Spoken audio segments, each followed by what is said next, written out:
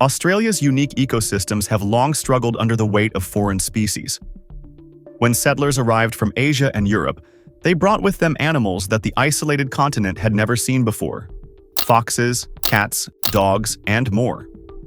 Without natural predators to keep them in check, these invasive species exploded in number, wreaking havoc on native wildlife and the environment.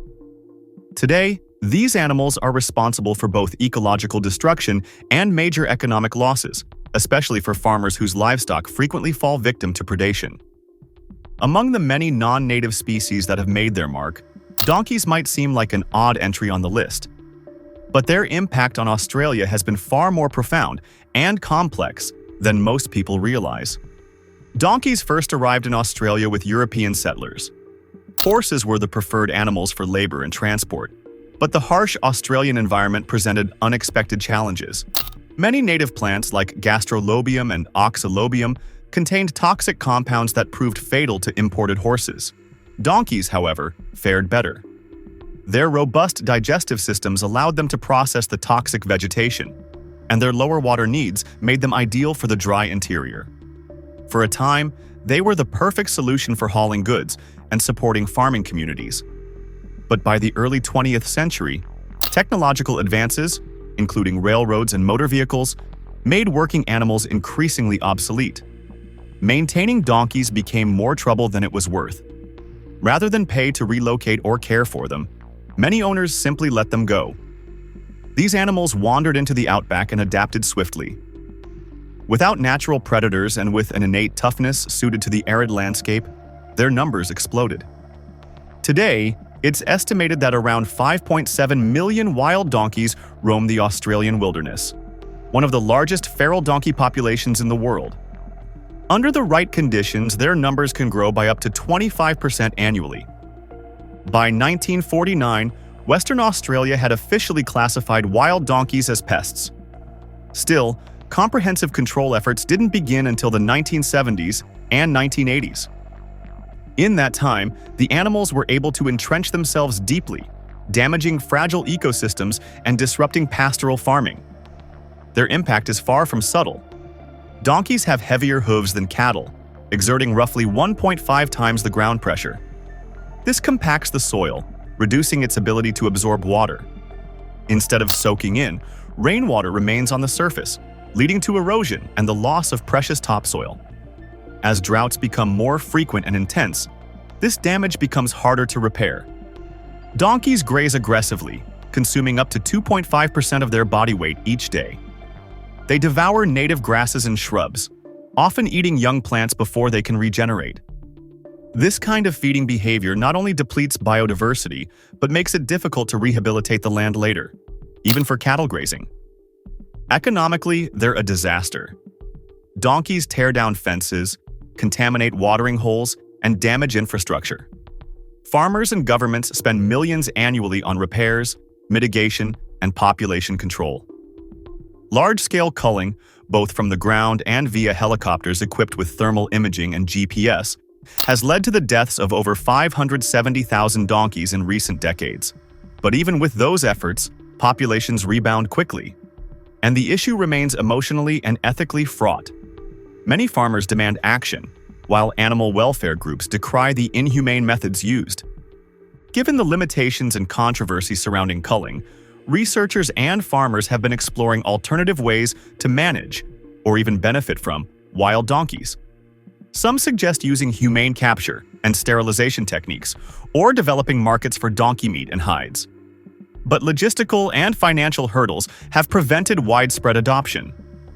Still, one surprising approach has yielded promising results. At Kachana Station in Western Australia's Kimberley region, farmer Chris Hengeler took an unconventional path. He turned wild donkeys into land restoration agents. In regions where the soil had become crusted and impenetrable, donkeys were released in controlled numbers. Their hooves, so damaging elsewhere, broke through the hardened topsoil. This allowed rainwater to soak in rather than run off, creating the moisture conditions necessary for vegetation to return. As they moved, the donkeys also helped mix dead grass and plant material into the soil, forming a natural mulch. Within one season, permanent streams returned to the area. plants flourished. The soil grew darker, richer, and more fertile. Donkeys' contributions didn't stop at mechanical soil restoration. Their presence helped reduce the risk of wildfires.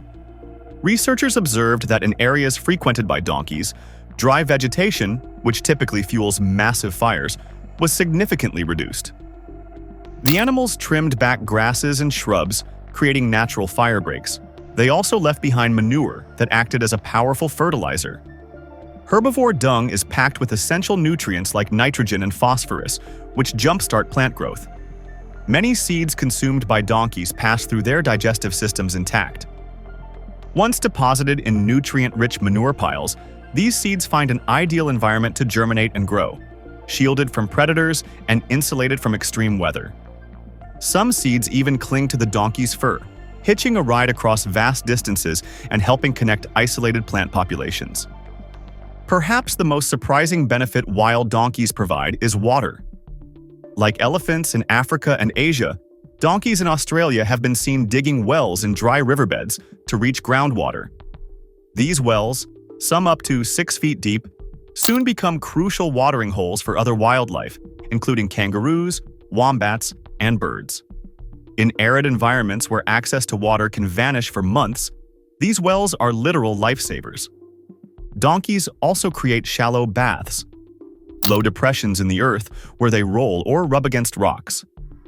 When it rains, these dips collect water, retaining it far longer than the surrounding land. Around these small reservoirs, new plant life takes root. In this way, donkeys engineer microhabitats, self-sustaining oases in otherwise barren terrain. Together, these behaviors, digging, grazing, defecating, and even playing, reshape the landscape. They boost biodiversity, encourage the return of native vegetation, and create new ecosystems where none existed before. Despite the success at Kachana Station, experts caution against overgeneralizing. What worked in Kimberley might not work elsewhere. Soil composition, rainfall patterns, and vegetation types vary widely across Australia. In areas where the soil isn't crusted or degraded, donkeys may cause more harm than good. Chris Hengeler's approach also demands active management. Donkey grazing must be limited to specific zones to avoid overuse. To scale this model, more controlled studies are needed, along with region-specific plans and clear herd management protocols. In the meantime, most of Australia's wild donkeys remain unmanaged and continue to threaten the environments they inhabit. Culling, however imperfect, will likely remain a necessary tool, at least for now. Still, wild donkeys aren't limited to environmental roles. In fact, across Australia, farmers have discovered another surprising use for them, as protectors. Livestock in Australia face constant danger from predators, particularly feral dogs and foxes. Dingoes, brought to the continent thousands of years ago, and later European domestic dogs have formed aggressive hybrid populations. Foxes, introduced by British settlers in the 1800s for sport, have spread across nearly all of mainland Australia, preying on small livestock and native species. To protect sheep, goats, and calves, many farmers now turn to donkeys. The animals have a strong territorial instinct and don't hesitate to confront threats. With loud braying and powerful kicks, donkeys can drive off or kill predators. They form social bonds with the herds they're raised alongside, often treating sheep or goats as part of their own group. This deep bond drives their protective behavior. Compared to trained guard dogs, donkeys are easier to care for, live longer, sometimes up to 30 years, and thrive on rough vegetation, lowering maintenance costs. Programs like Last Stop Donkey aim to capture wild donkeys and integrate them into herds as guards, showing that even feral individuals can be re-socialized. These initiatives offer a practical, humane alternative to culling while providing farmers with a valuable asset. In New South Wales, donkeys raised alongside sheep dramatically reduced livestock losses. In Queensland, farms that had struggled for years with wild dog attacks found relief after introducing just a few well-placed donkeys. Their effectiveness as guards is earning them a new reputation as defenders of Australia's pastoral lands. Australia's wild donkeys represent a complex challenge. On one hand, they are destructive invaders responsible for major environmental and economic costs. On the other, they are resilient, intelligent animals capable of performing ecological and agricultural roles few others can. The question is no longer whether donkeys are a problem. It's how we choose to manage them. If handled wisely, some of the continent's most troublesome pests could become part of the solution to Australia's environmental crises. The story of Australia's donkeys is still unfolding, but it offers a valuable reminder. Sometimes the very creatures we seek to eliminate may hold unexpected keys to restoration, resilience, and renewal.